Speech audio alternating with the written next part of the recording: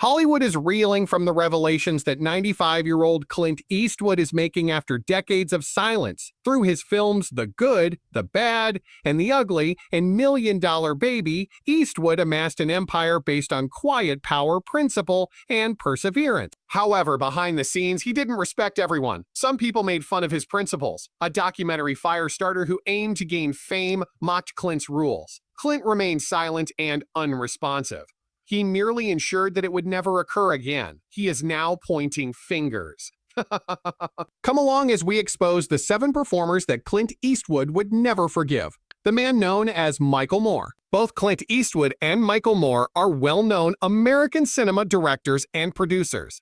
Yet, their shocking feud began in 2005. Michael is unpopular with Clint for a variety of reasons, including ideological differences, personal boundaries, and divergent opinions. After Michael's habit of showing up unannounced with a camera crew was brought up by Clint at the 2005 National Board of Review Awards luncheon, the whole thing escalated from there. He continued by threatening to murder Michael if the latter ever showed up unannounced at his house, displaying his characteristic no-nonsense expression. The guests present said he threatened to kill them. This time, I am being serious. You're going to get shot. Causing anxious laughter to erupt through the room. On the internet, Michael relived the incident from a decade ago, recalling how Clint threatened to murder him if he ever brought his camera to an interview. He portrayed Clint's joke as part of a trend of animosity from conservative celebrities, such as Glenn Beck and Bill O'Reilly, and the friction persisted over time. Clint later denied ever truly threatening anyone and even joked at 2015 CinemaCon. But Michael and others got the point that Clint felt frightened by Michael's aggressive and intrusive documentary technique. The disparity in their narrative philosophies and approaches is another basis for Clint's criticism of Michael. Handel frequently employs documentary films to challenge society. Themes of authority, conflict, and official narratives are therefore frequently and controversially addressed in his films. For example, in Fahrenheit 9/11, he criticized the Iraq War and George W. Bush for his administration's alleged dishonesty and disastrous management of the conflict. Conversely, Clint considers narrative to be a more reverent art form, particularly in relation to military duty. From his upbringing in the Wintu tradition to his experiences in Korea and Vietnam, Clint regards military service as a spiritual calling. War storytelling, in his view, is not about inciting violence, but about paying tribute to real lives lost. Clint was so dissatisfied with the film's release because it depicted U.S. military commanders in a manipulative or opportunistic light. Actually, Michael's criticism of the Bush government in Fahrenheit 9/1 and the celebration of Clint's $1 million kid occurred after the "I'll kill you" incident. The tension between them intensified as a result. However, Clint Eastwood's distaste for Michael Moore isn't limited to that one well-known actor, the legendary Spike Lee. Due in large part to their ideological differences, Clint Eastwood and Spike Lee have a somewhat public animosity. As the first of 2 films examining the Battle of Iwo Jima during World War II, Clint released Flags of Our Fathers in 2006. The film's narrative centered on the heroic actions of the American troops who hoisted the American flag on Iwo Jima during the battle. But renowned actor, producer, director, and writer Spike Lee, whose films frequently examine racial relations, contended that Clint omitted the achievements of African-American Marines who battled and died in the conflict. Spike openly blasted Clint in 2008 for leaving out black soldiers from Flag of Our Fathers, claiming that Eastwood directed 2 Iwo Jima films, totaling over 4 hours, and featured 0 African-American actors. Clint, however, shot back claiming they weren't involved in the renowned flag-raising scene from Flag of Our Fathers. People will say, this guy has lost his mind if I cast an African-American actor. To be honest, it's not true. Someone of his caliber ought to keep quiet. By responding, I'm playing it the way I read it historically, and that's the way it is. Clint reaffirmed his earlier claim that he uses 90% black actors in his films, such as Bird. No matter how it was explained, Spike Lee would not budge. His response was to comment that Clint sounded like an irate elderly man, clarifying that Clint is not his father and that they are not living on a plantation. I could round up African American men who fought at Iwo Jima, and I'd like Clint to tell these folks they don't exist. He went so far as to promise to send black veterans to confront Clint on the historical record, since it addressed a more systemic and persistent problem with Hollywood's depiction of black history. The controversy extended beyond a single film. Steven Spielberg, Spike's acquaintance and producer on the Iwo Jima films, intervened to calm the media frenzy as it was heating up. Spike informed the press that the quarrel had been resolved after private talks and provided Clint a screening copy of Miracle at St. Anna. Neither of them has ever publicly praised the other, and they never collaborated on a project. Did you know, though, that the universally beloved actor Leonardo DiCaprio is also Clint Eastwood's worst enemy, since Clint Eastwood and Leonardo DiCaprio never collaborated before 2011's Edgar, earning him become one of the actors he despises. Jay was their collaborative effort. Edgar, I know the film didn't do well at the box office or with critics, but I'm wondering if the tension on set contributed to the actor's lackluster performance. We know for sure that Leonardo and Clint had different opinions. As a director, Clint is famous for his quick, uncomplicated shoot-it-and-move-on approach in which he uses few takes and goes with his gut. However, Leonardo is well known for his method acting. It centers on in-depth examinations of characters. They had a hard time collaborating because of their divergent creative approaches. The tension between Leonardo and Clint reportedly rose after Clint declined a retake request and referred to the sequence as a wrap, according to Armie Hammer, another actor who appeared in the film. There are rumors that Clint even went off set as he ignored him. Actually, Armie had the impression that he was still practicing once because he had the script with him. However, Clint had already started recording and considered it a first attempt. He assured Armie that he would remove the screenplay from the clip.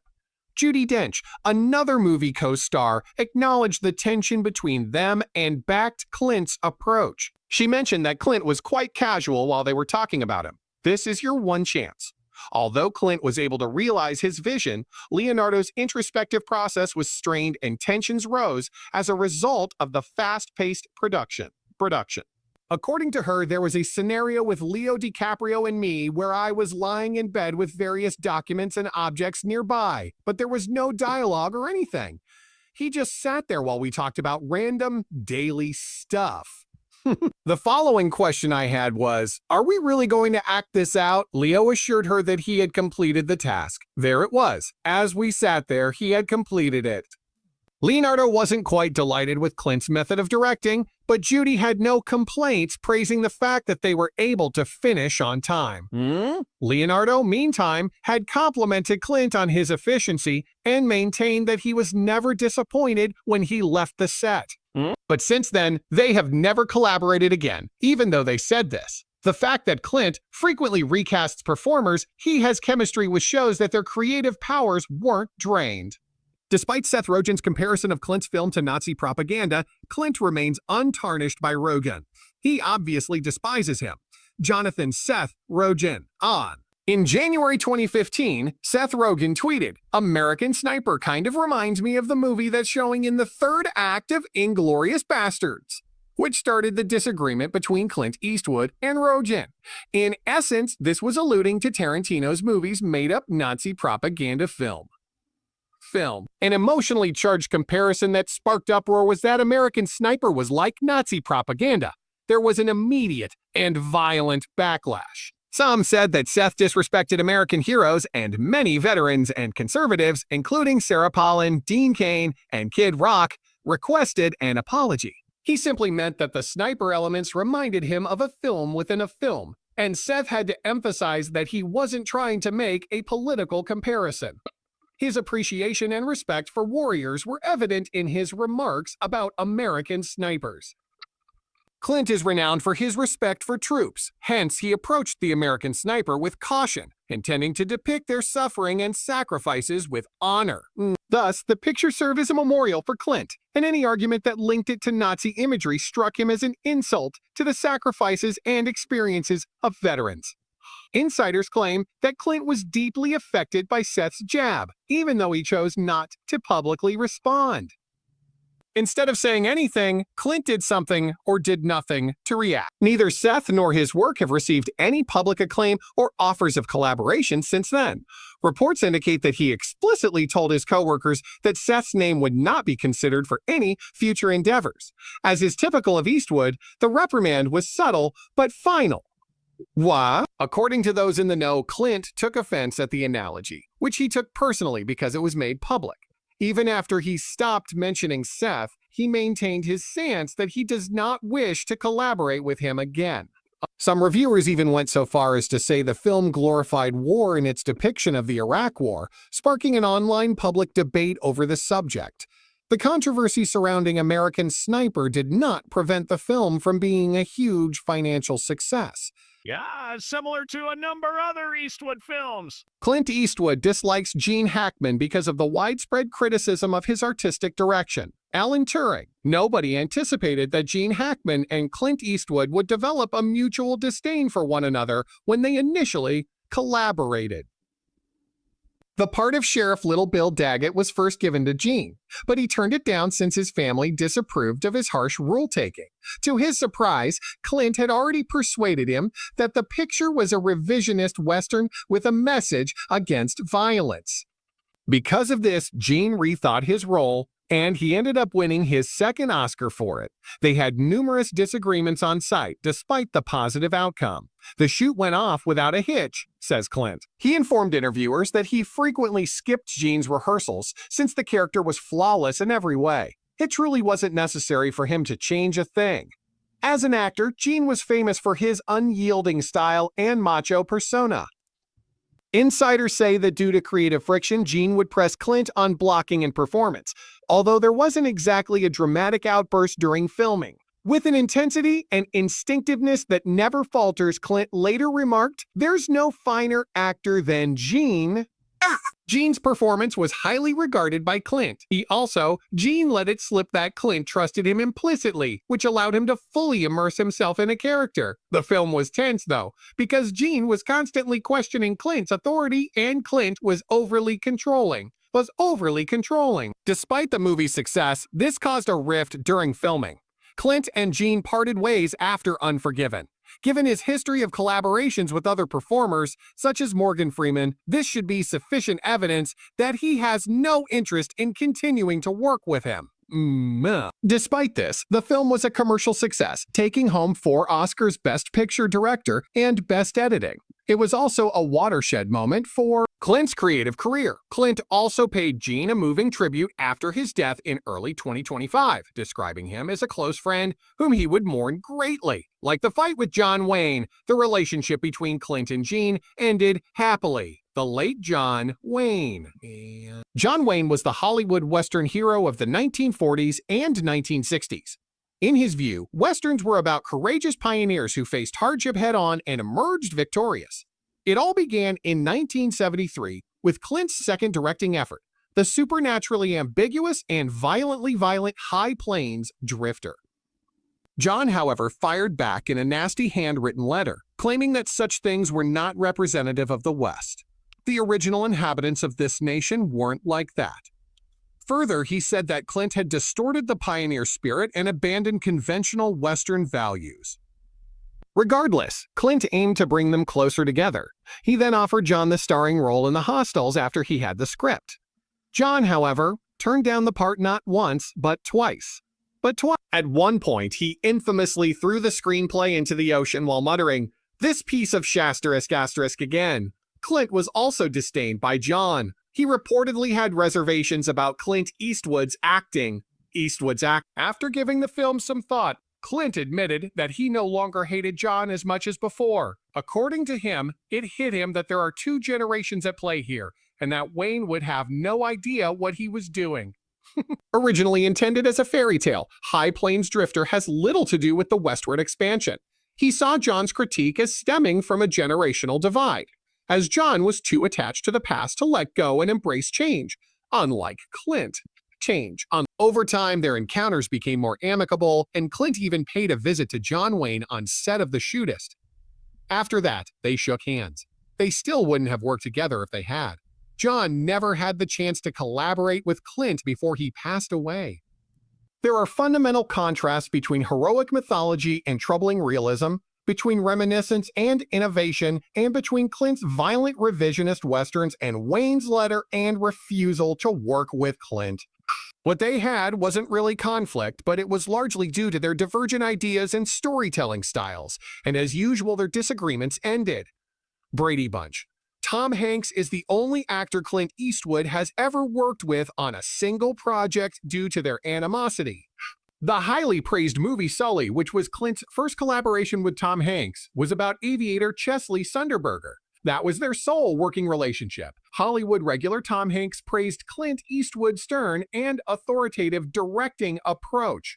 Oh, he made a passing reference to Clint's silent approval and added that he treats his performers like horses. And with that, we will conclude the routine. It was widely reported by both insiders and outside sources that Tom found Clint's reputation to be somewhat threatening. Their divergent approaches to acting and directing contributed to the friction that arose on set. Because of this, Clint also stopped harboring animosity toward Tom Hanks. A feature of Clint's rough, instinctive technique is his preference for minimum preparation, single takes, and quick filming. Despite Hanks's lack of opposition to the dynamic, this stands in stark contrast to the highly collaborative many-take procedures that performers like him may favor. Tom Hanks respected Clint for his experience in the industry, even though the latter's authoritarian manner put him under a lot of pressure. To him, Clint was the epitome of an actor-friendly director who knew how to bring out the best in his cast. Clint then conceded that Tom Hanks had an air of professionalism and efficiency about him. No one spoke out against their connection. While they never had any serious disagreements, they also never collaborated on anything other than Sully. Clint's intimidating demeanor and quick-fire one-take approach were clearly too much for Tom Hanks to manage. Everyone is watching Clint Eastwood's attitude to confrontation, which is sometimes referred to as quiet erasing, after he lists 7 actors he hates at the age of 95. He despises chaos, shouting, and has a low tolerance for foolishness on set. He is most comfortable in a setting when everyone is relaxed and at ease. Clint refrains from starting a public feud when he feels disrespected or when he expresses creative disagreement. Just like that, he cuts ties with that individual. His method of exacting revenge is this quiet but intentional distance. Silent erasure, no tweets, no interviews. Growing up in the era before Hollywood's golden age gave Clint a raw, rough exterior. According to Patrick McGilligan, who wrote his biography, Eastwood remained consistent throughout his life, becoming even more adamant about his beliefs as time passed. He shows restraint when irritated or insulted. He only thinks back on his character, serene, determined, and unyielding.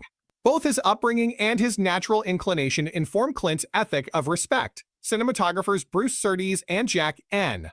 Green are just 2 examples of the long-term creative partnerships he has sustained over the years by praising reliability, discipline, and restraint, despite criticisms that he is harsh on set. One take and little rehearsal is his preferred method of directing.